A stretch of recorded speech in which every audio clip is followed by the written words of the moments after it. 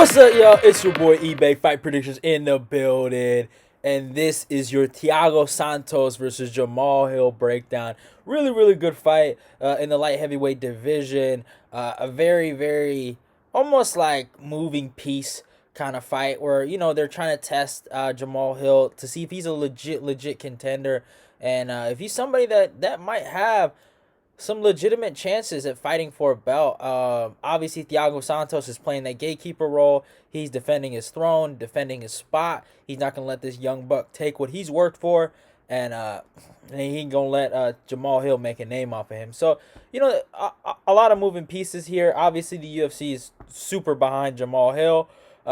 He's had some hiccups, but he's on a bit of a roll right now. Two really impressive knockouts back to back. I was shocked by both of them.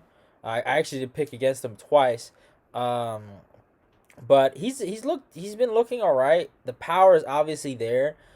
He might be one of the harder hitters in the division.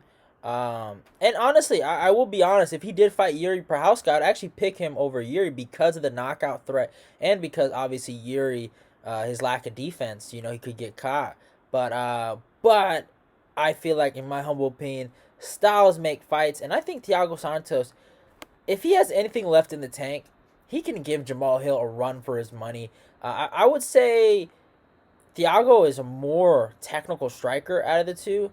Jamahal Hill obviously has the raw power, but don't forget, man, Thiago was a knockout artist not too long ago. I know he's been on a basically a weird streak of decision wins and losses, more losses than anything, but I think he has something left in the tank. But let's look at the stats. Obviously, Thiago Santos comes with a record of 22-10. Is fighting out of Florida, age 38, a height of 6'2", and a reach of 76. Jamahal Hill, 10-1, good record by the way. Is fighting out of Michigan, age 31, a height of 6'4", and a reach of 79. So Jamahal will come with the reach advantage, about 3 inches. So that would help him a lot going into this matchup. But things that really point out to me is the age and obviously the experience. Obviously Thiago will be coming in with an experience advantage, but he is 38. He is a lot older. Light heavyweight's not the end of the world, being at this age, but it's not the greatest thing in the world. Jamahal Hill, the younger guy, going into his prime. So there's a lot of cool things going into this matchup. In terms of the rankings, hold on, let me look at the rankings actually. The UFC rankings, let me search it up real quick, y'all. Sorry, I should have had this ready, but it is what it is. Thiago Santos is number 6, and Jamahal Hill is number 10. So, yeah, really interesting here. Man, it's a hard fight, man. It really is a hard fight for both guys, man. I don't think, in my humble opinion, I don't think Jamahal Hill's just going to go out there and blast Thiago Santos like he did Walker and Crew. And the Crew fight I was really impressed with. That one I give him his credit because that's actually, Crew has a lot of talent. He hasn't lived up to his potential, but he has a lot of talent. Good wrestling and a really good power striker. Yeah, I know he got lit up by Anthony Smith, and he got submitted by Misha Shirkinov, but man, the guy did submit Paul Craig. Let's not forget about that. And he looked amazing against that. What's his name? That the guy that got cut. Budahar. I don't know what that guy. Bazaku, whatever that guy's name was, but he smoked him, right? And then Owen Jakic, that fight against the little Polish guy, he fucking subbed him with the quickness. So obviously there was a grappling edge for Crew. Crew never even got it to that point and got knocked out viciously. It was a bad knockout. And then Johnny Walker, right, a guy that had a lot of hype back in the day. Obviously he's seen better days. They had a common opponent in Thiago Santos, and he sparked Johnny Walker to the next fucking planet. I've never seen a knockout like that. So I understand why some people are really high on Jamahal Hill, but also, let's be honest, right? Johnny Walker was never known for durability or his chin. All right, Walker was always known for his athletic power and just his overall offensive striking ability. But defensively, he's flawed, and his durability is obviously flawed, right?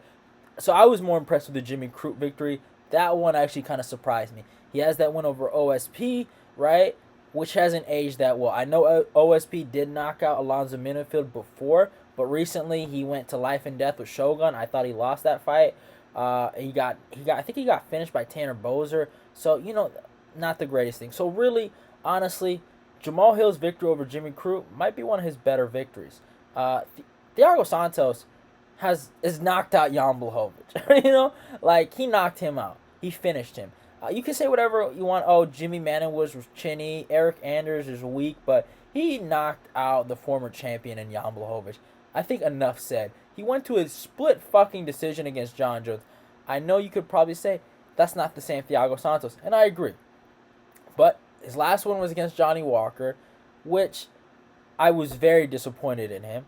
But besides that, his fight against Magomed Ankalaev, I haven't seen the Magomed versus Anthony Smith fight, so I don't know how that's gonna play out. But his performance against Ankalaev, he dropped him. He looked really good in that fight. Even though he was supposed to lose, I felt like he didn't go out in that fight and get completely destroyed like how everyone thought. There's a case that he might have won at least 2 rounds, and he looked really decent in the striking. So obviously he still has the power. The output isn't there, and the ability to rush and fucking blitz guys like he used to isn't there. But he still has something left in the tank, and I might be wrong, and fucking Jamahal Hill proves me wrong once again and blasts Thiago Santos, right? But the leg kicks and just the range and the ability to blitz, right? I know the blitz isn't as good as it used to be, but Santos' ability to blitz even now and just his timing is still better than Jamahal Hill. Jamahal Hill is more, I would say, successful because of his reach and his length. I know that might sound a little mean, but that's why I think Jamahal Hill has gained a lot of success because of that reach and the power. He has some decent boxing, but nothing special. Like I've seen the pad work.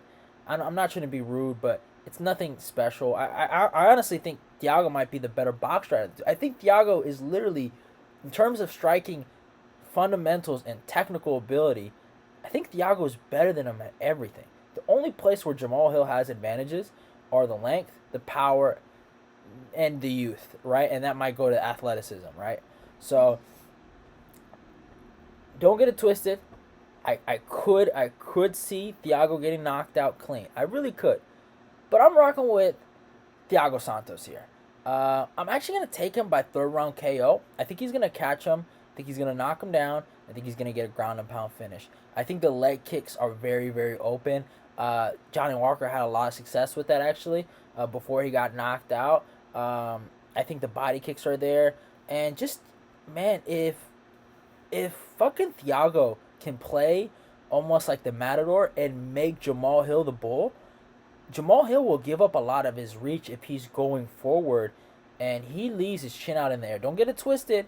He does always come back with that lead hook or rear hook to punish you. It's almost like that whiplash effect, right? He'll put his chin in the air, but there's a punch coming in, right? So he will punish you if you go for it. But if Thiago can force Jamahal Hill to go forward and not play the long fight, he can knock him out. He really can. He really can catch him. So I'm rocking with Thiago here. I think it's gonna be boring for the first 2 rounds. I think it's just gonna be like some pitter pat stuff. But in that 3rd round, someone's getting knocked out, and I'm rocking with the guy that went to a split decision against John Jones, not a guy that just got fucking taught how to grapple by Paul Craig. eBay never forgets. So, hey, hope you guys enjoyed the video. Go follow me on my Instagram and my Twitter. Like, comment, and subscribe. Like the video, obviously. And, yeah, love y'all, and goodbye. Let's get this eBay Fight Prediction Nation growing.